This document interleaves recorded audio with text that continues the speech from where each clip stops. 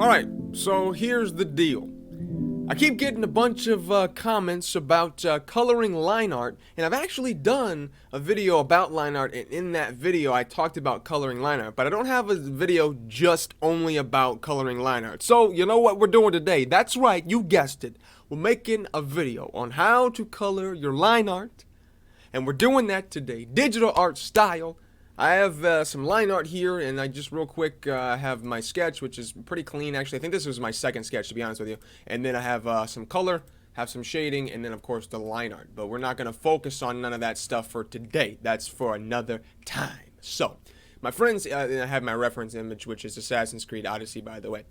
So, we're going to go ahead, and there's two ways to do this. There's more ways, but you could just draw in the specific color, but that's not a very good way.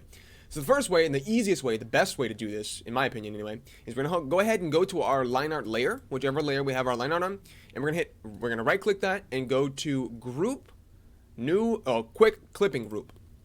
And then now what you can see when it's done is it's added a group, and in this group we have our line art, which is this bad boy right here, and we have a masking layer. This masking layer, we can go ahead and select a different color. So let's go ahead and select maybe a reddish brown, something like that.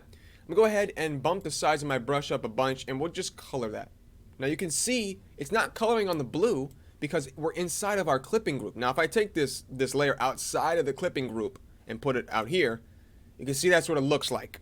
If I put it back, you can see that's what it looks like. So now you can see how the clipping group, really, the masking group really is what it is, helps so much. So now if I put that color back, you can see it looks like that instead of like that, which is a lot softer. But for this specific line art, I do like the black though, but the brown reddish looks really good. Now, another way you can do this is you can go ahead and let's get rid of all that. So let me undo this to like when I started the video. I'll delete that clipping group. Now we just have our regular line art in the color. I'll turn the shading on for this, why not? Alright, so now if I zoom in here a little bit, you see this black line art, that black line art. If we go up to Filter, Colors, and then, actually wait, no, not Filter, Colors.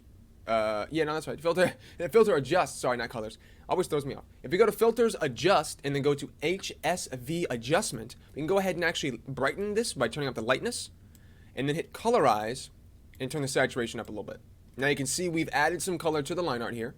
Now you can choose the color by, of course, sliding this hue shifter thing, but I'm gonna recommend, depending on, you can really do whatever color you want, but like stuff like this doesn't look the best, you know.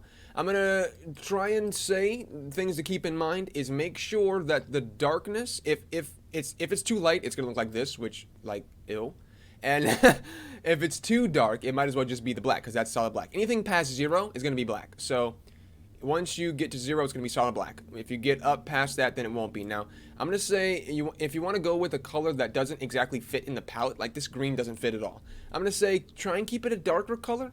But the colors you're going to try and want to go for is red. So let's look at that. So reddish orange, which looks good like that. Blue, a darker blue purple, like that with desaturated a little bit though.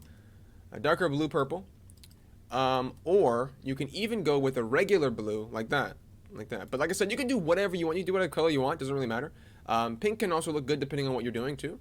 Like I said, try and steer away from brighter colors because, like, you see how some of the detail of the red's getting lost. It's just clashing, like, extremely badly. But yeah, so that's two really good ways to do it. But once again, keep in mind that if you do color the line art itself, you won't have as much control over maybe changing it later on. You'd have to actually hue shift the line art. Now, the final thing we can do here is maybe you don't want the entire thing to be colored. The same thing. So for instance, let's go ahead and let's do the first trick again. We'll go ahead and do the first technique by going to Group, Quick Clipping Group on our line art there. And now you can see if we go ahead and maybe I want to paint, what I'll do is I'll go ahead and hit P to eyedrop, and I'll eyedrop this darker red, and then I'll just darken it even more and desaturate it a little bit. And we'll just use this as the base. I'm not using my tablet right now, I'm using my mouse actually, so it's kind of awkward, but that's fine. So what we can do is every single place that is actually this red, like shawl, we can go ahead and color that with the red. That's too desaturated. That's better. There we go. We can color this with the red. So I'm gonna do a really sloppy job real quick, just so you guys can get a feel for what I'm talking about here. So we'll color pretty much all of that in with the red. You know, maybe you want it all to be a reddish color since this is part of the material. Really super sloppy job. Like I said, the mouse is not helping me at all right now.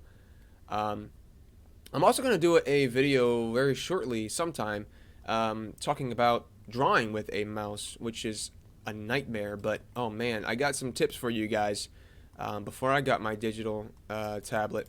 I got some tips for you guys. There we go. So really quick sloppy job of that. Now you will go ahead and see, oh, it looks a little bit softer. Now we can go ahead and do the same thing with his head. So we'll go ahead and get the darkest shade of his head, which is, I think, this color right here. And then we'll just drop that down, pull a little bit of red into it. And now we can go ahead and go back to the brush and then just color the rest of that. And now you can see how we have these two different colors working very nicely together. Once again, a very sloppy job of it, but you can see the point gets across. Now, for things like this, you're going to want to make sure that you only get those pieces in. So you don't want to do like this line, because this line would most likely be part of the yellow.